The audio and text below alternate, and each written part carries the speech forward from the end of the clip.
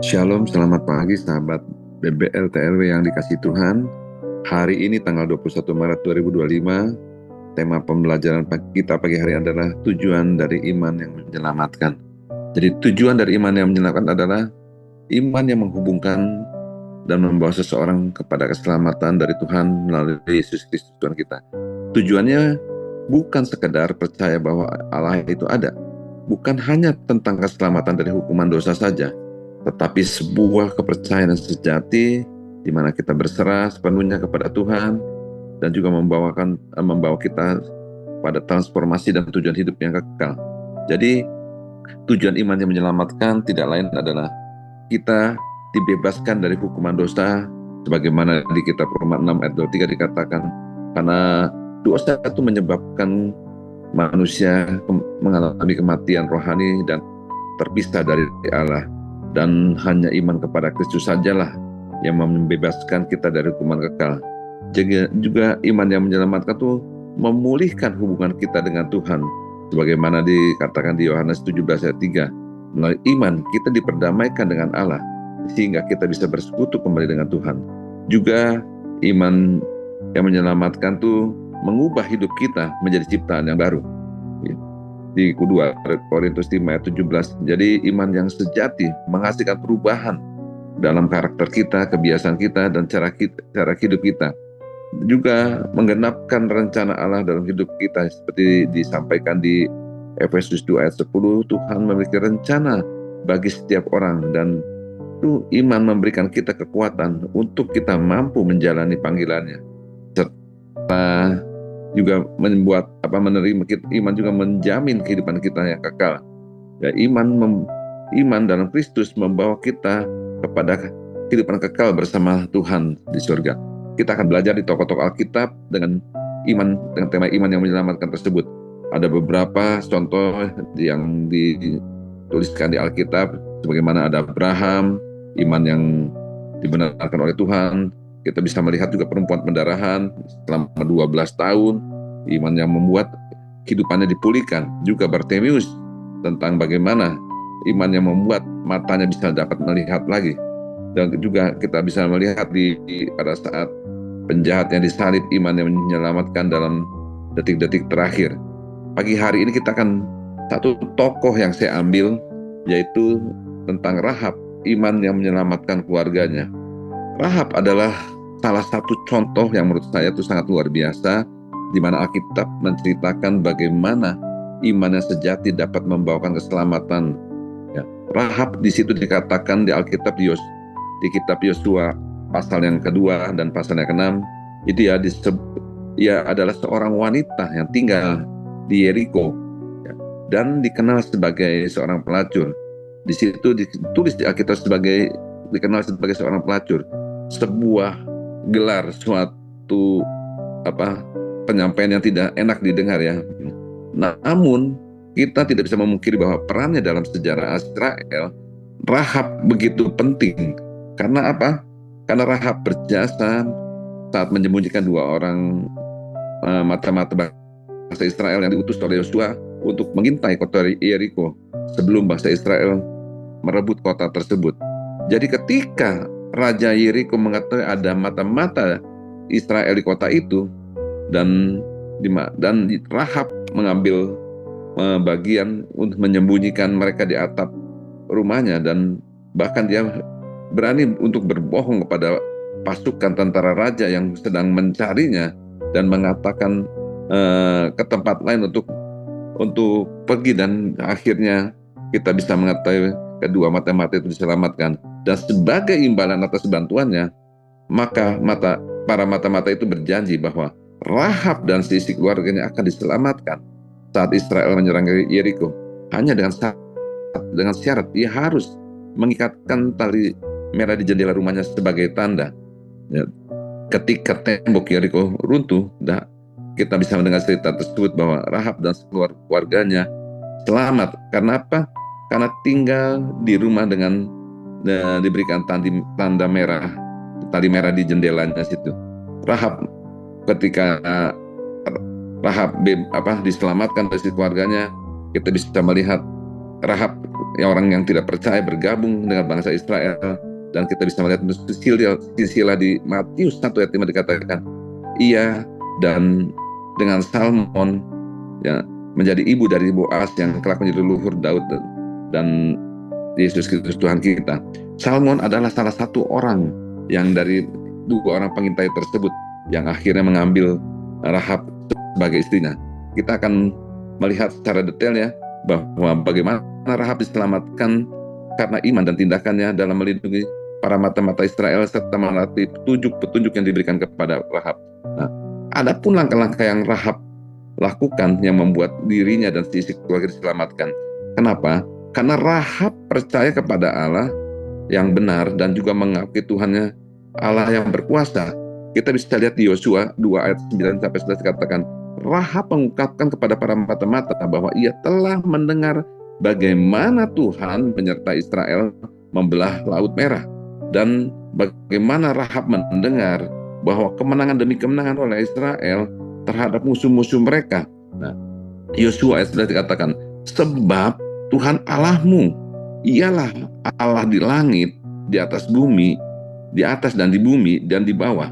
Pengakuan ini menunjukkan bahwa Rahab percaya kepada Tuhannya orang Israel, bukan kepada dewa-dewa bangsa Kanaan. Meskipun Rahab bukan bagian dari bangsa Israel, tetapi dia percaya bahwa Allah Israel adalah Tuhan yang berdaulat. Karena Rahab mendengar berita tentang keajaiban yang Tuhan lakukan, yang tadi dikatakan bahwa Rahab mendengar bagaimana Allahnya orang Israel itu bisa membelah Laut Merah. Dan Rahab pun mendengar bagaimana bangsa-bangsa yang besar, bangsa yang begitu hebat pun dikalahkan oleh bangsa Israel ini karena Tuhan Allahnya. Nah, iman Rahab inilah ya yang diungkapkan dalam bentuk pengakuan, tapi yang bukan hanya bentuk berupa pengakuan saja, tetapi dia mengambil suatu tindakan yang nyata dan dalam bentuk untuk menunjukkan kepercayaannya. Rahab bertindak dengan iman menolong para mata-mata orang Israel itu. Nah, di Ibrani 11 ayat 3 itu dikatakan, karena iman maka Rahab perempuan sundal itu tidak turut binasa bersama-sama dengan orang-orang yang tidak taat, karena ia telah menyambut pengintai itu dengan baik. Jadi kita mau lihat bagaimana ketika dua pengintai itu datang ke Yeriko, ya Rahab dikatakan menyembunyikan mata-mata di atap rumahnya, menolong mereka melarikan diri, dan bahkan dengan berani mengambil resiko menyampaikan informasi yang berbeda kepada prajurit Yeriko itu, sehingga yang mencarinya itu pergi ke tempat lain, dan sekali lagi bangsa Israel disebut bisa diselamatkan.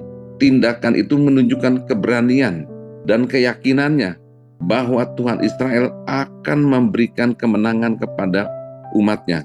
Nah, Yakobus 2 ayat 25 dikatakan, tindakannya membuktikan bahwa iman yang sejati akan menghasilkan perbuatan nyata. Nah, ketika Rahab mau menyembunyikan para mata-mata, lalu Rahab pun meminta perlindungan dan keselamatan bagi keluarganya. Jadi ketika Rahab meminta agar dirinya dan keluarga diselamatkan saat nanti ketika orang Israel itu menyerang Yeriko, maka para mata-mata bilang, aku setuju dengan permintaanmu itu, hanya dengan satu syarat, yaitu kamu harus menggantungkan tali merah di jendela sebagai tanda bagi tentara Israel agar tidak membinasakan, menghancurkan rumahmu. Dengan tanda itulah maka para pengintai memberikan jaminan bahwa Rahab dan seluruh keluarga akan diselamatkan. Yosua 2 ayat 14 dikatakan janji tersebut, nyawaku menjadi jaminan bagi kamu, asal saja kamu jangan memberitahukan perkara ini apabila Tuhan memberikan negeri ini kepada kami akan menunjukkan belas kasihan dan setia kepada kamu. Nah, di sini kita dapat melihat Rahab ya, waktu dia meminta dirinya dan sisi keluarga, Rahab tidak hanya menyelamatkan dirinya saja, tapi seisi keluarganya.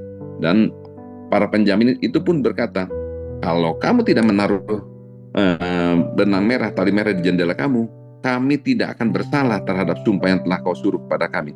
Kecuali jika kami pada waktu kami masuk ke negeri ini, engkau memberikan tanda mengikatkan tali benang kirmisi pada jendela. Ya, kita bisa lihat di Yosua ayat 17 dan 18. Jadi tali Kirmisi adalah menjadi tanda keselamatan Rahab dan keluarganya.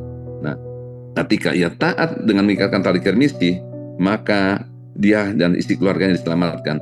Saya mau bagikan sedikit bagaimana makna yang dikatakan bahwa dari iman Rahab tersebut bahwa tali Kirmisi memiliki makna darah dari anak domba Paskah.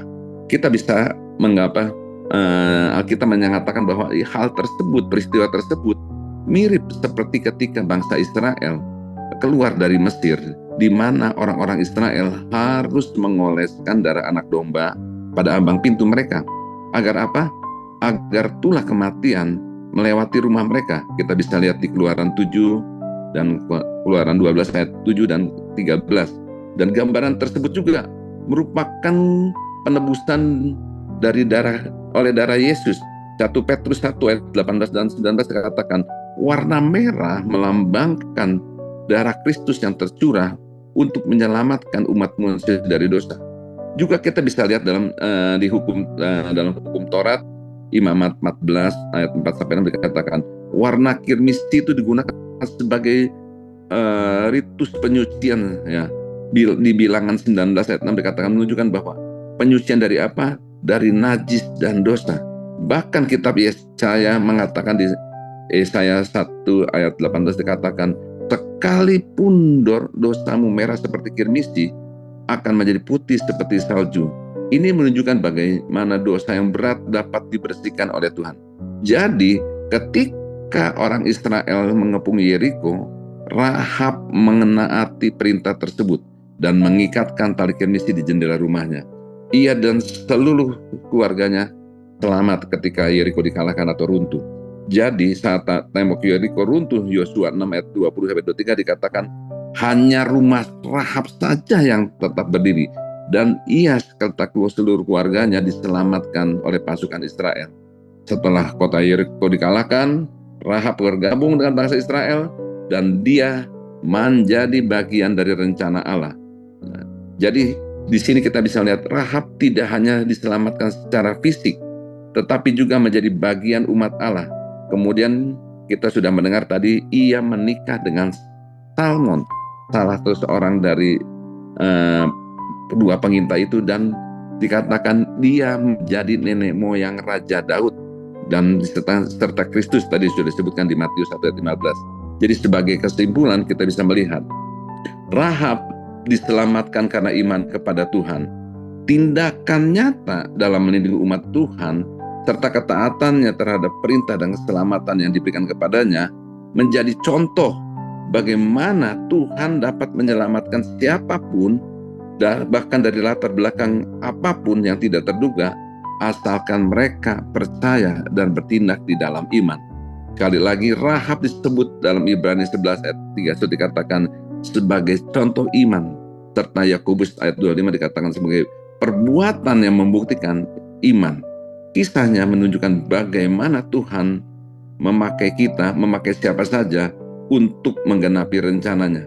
Bahkan setiap orang dengan latar belakang yang sekalipun dianggap hina dalam masyarakat, bahkan tidak punya kemampuan dalam segala kehidupan seolah-olah rendah, dan kita percaya dengan iman membuat kita bisa masuk untuk menggenapi rencana Tuhan, dan kehidupan kita bukan hanya selamat secara fisik, tapi hidup kita bisa masuk dalam rencana Tuhan yang luar biasa. Sampai di sini Tuhan belajar 15 menit. Tuhan Yesus memberkati.